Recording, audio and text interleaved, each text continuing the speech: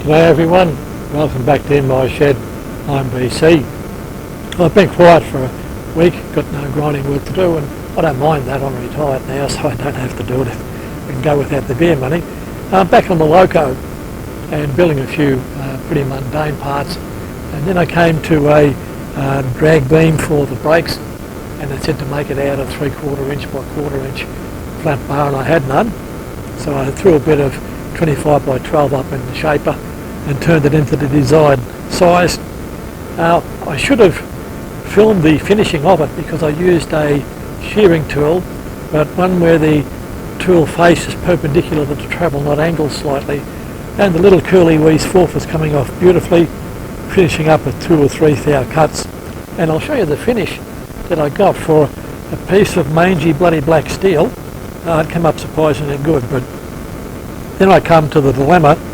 It's a piece of rectangular rod, and it's got to have a round section at each end to slip through the brake shoes, and it's got to be tapered and have a hole put in it, etc. And I thought, how the hell am I going to hold that up? When I put the radial arm drill in, it's 1 inch too close to the lathe, and I can't get my engine crane in to change the bloody chuck over and put the forge jaw up. And I thought, I don't want to start moving machine tools to get the job done, and I had a bit of a brainwave. So what I've done is I've felt pinned both ends of the bar, scribed it out, and within a couple of hours good enough for this job. I scribed it out with my calipers, lightly centre popped it with a prick punch, and I could quite easily feel the scribe lines. I was quite surprised. And now I set it up on the table with a horizontal borer. A very easy job. You just throw it on the table, use the square to get it where you want it. Now I've put a centre finder in the milling chuck, and the point is in the centre punch mark, and all I do is turn the wheels until you can feel the outside of the body of the centre finder that is parallel, and you're on within a half hour anyway. And now I can centre drill both ends of the beam, throw it up in between centres on the lathe, and use a drive dog on the body so I can turn the round sections on the end. And I thought, while I'm there, I may as well do the taper as well if I can. And realistically, for what it's doing, it doesn't matter whether the tapered sections are cut flat or rounded. So I think this will be a reasonable sort of operations. So I'll stop talking in a minute, bring you in, give you a look at using the centre finder to find the centre of an item, and if I can get the spotlight close enough to get the camera working, we'll drill the ends of the beam and throw it up onto the table.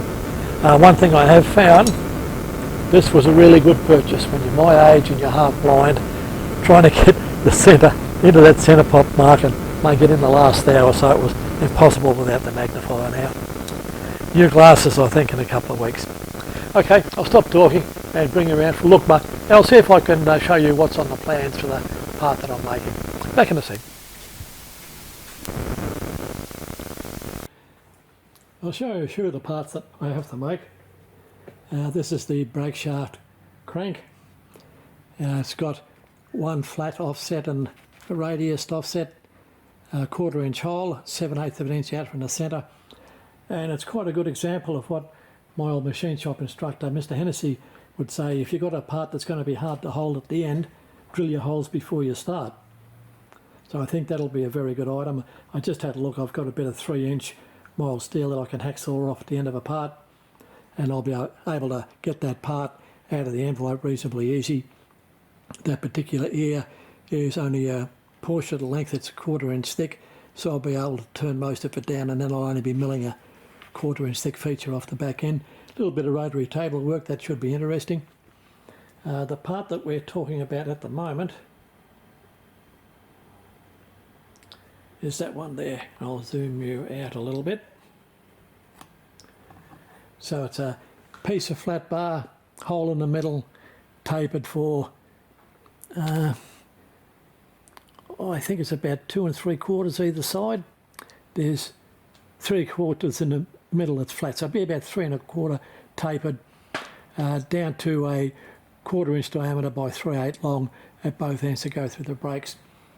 So normally I would be holding that in the forge jaw chuck and turning the ends down and then put it up between centres, but as I said, I can't get the chuck off. My back's got a bloody muscle that I'm not going to work too hard, It gave me a bit of a message last week.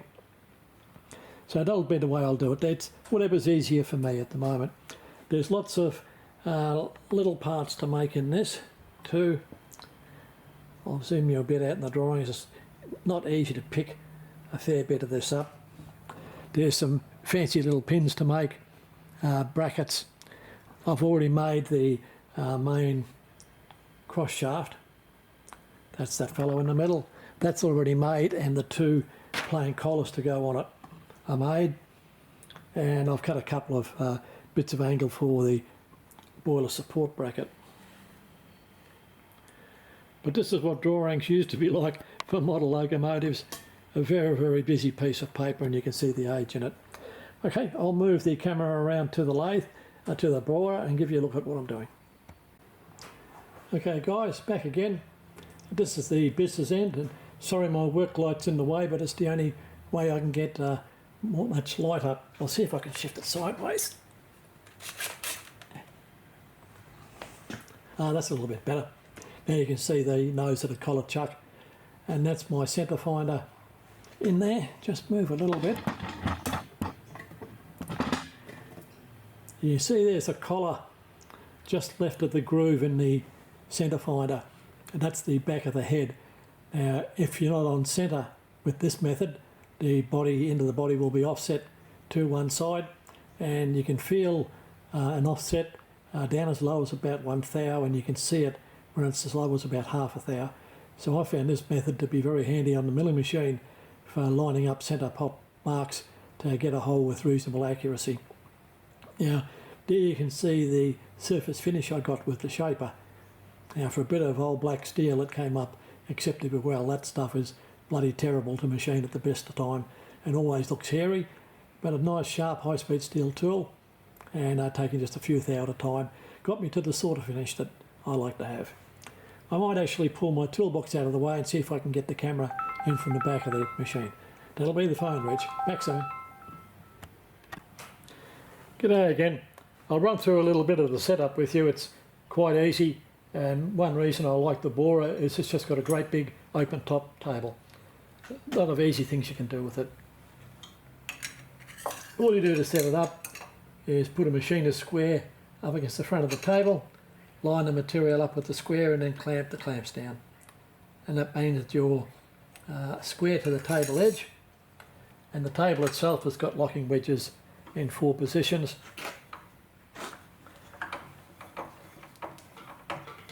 You can see the centre punch mark in the end of the plate. And all I do, I run it up until it's on centre, and you just adjust it for height and for transverse. And once it's into the hole, I just feel around the outside of the body to see where it's in error. And they come up fairly well, fairly quick, easy to do. Okay, I'll turn the camera off, change over to the drill, and we can make a hole. Okay guys, we've got it up and running. I have got a little bit more run out on the centre drill than I'd like, but for what I'm doing it doesn't really matter much.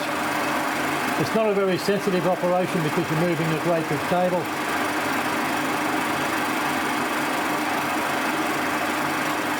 Just got to keep a bit of steady pressure on it when you get to where you want to be.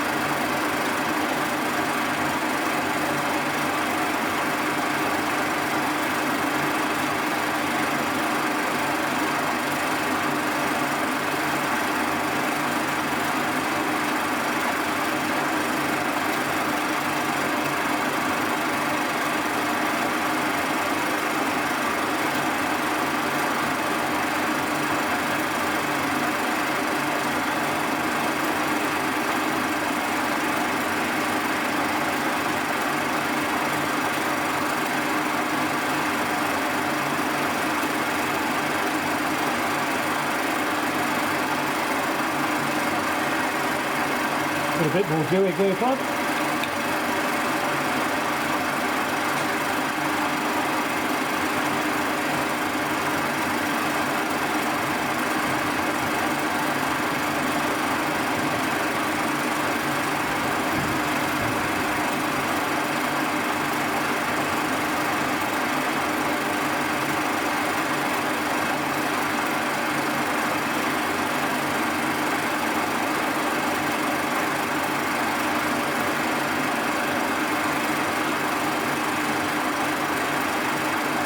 that's big enough for the job that I'm doing. I can hear a bit of thunder starting outside, so I think I'm in for a storm. I might pack up and head back to the house. Bring you back in tomorrow for a bit more. G'day guys, back again, bringing the job on a little bit further, but we're going backwards instead of forwards this time. It wasn't until I put my camera spotlight up there that I had a close look, and my eyesight's not too good now. But somewhere along the way I've knocked the hand wheel, and the drill actually went in about 2 mil away from where it should have, and I couldn't see the error until I got the light on. But it looked a little bit cockeyed. I put the calipers up there and measured it, and I've got a repair job to do. So what I'll do is attempt to drill it out with a 90-degree spot drill, weld it up and reposition it. And hopefully I'll get you guys in and you can have a look how it goes along the way. Bye now.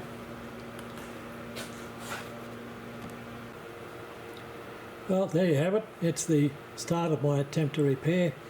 I'm going to plug weld it, and that means I don't have to dress a new piece of material down. It should be a 15-20 minute job with a bit of luck and some camera time. The centre drill had put a 1/8 or 3mm pilot in by about 6mm, and there was no way known I could plug weld that out, so I figured a 90-degree spot drill would give me the least chance of picking up. If I use a 118-degree drill, I think that would have exposed the drill lips to the edge of the hole, because the drill diameter is a fair bit bigger than the material thickness. So I'm using a 90-degree drill, and these spotting drills have got almost no clearance behind the cutting edge. They're a little bit like a countersink, so they're not aggressive. And I just chewed at it, and I've now got down to the bottom of the hole. I'll dress all that up with either a sanding disc or a file, and then put her onto a bench. I don't know what I've got left in electrode since I sold a shop. I'll have to scratch around a little bit. I have got some 312 stainless steel here. I might try that, but it's touch and go. See how it comes out. I'll keep you informed. Bye for now. Okay guys, back again. Doing a bit more investigation into what the heck went wrong on the borer, and I'm starting to find a combination of things. I went through a whole series of making up new tooling for the borer, and now I can come back. I don't know whether I've crashed this in the past or not, but yeah. I put a piece of 1/2-inch round high-speed steel in the jaws of the chuck, clocked it up, and the run out on the chuck at the high point was 0.14mm, or about 5.5 thou. So I've marked that off. Now this is at the end of the Morse taper, and I'm reading 0.55mm. So that is one hell of a difference. I'll come back up the Morse taper a bit.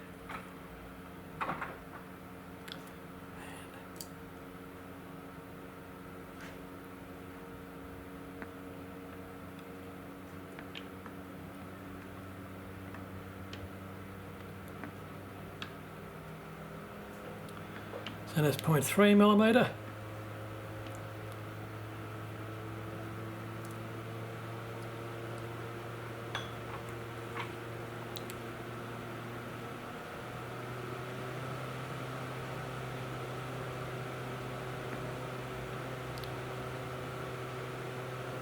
And surprisingly, 0.14. So this main body runs out the same as the tool bit.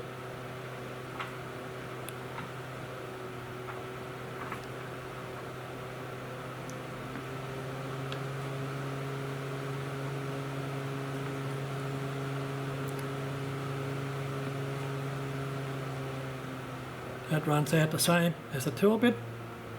So I think right about there I have a bend. Well, I have a paperweight anyway. We'll keep the collets and order up a new chuck from M&G Productions. Okay, later on when it cools off a little bit and after the shopping, we'll get back onto reworking that drag beam. The welding come up good enough for me to finish it up and have another try at drilling the end. Bye for now.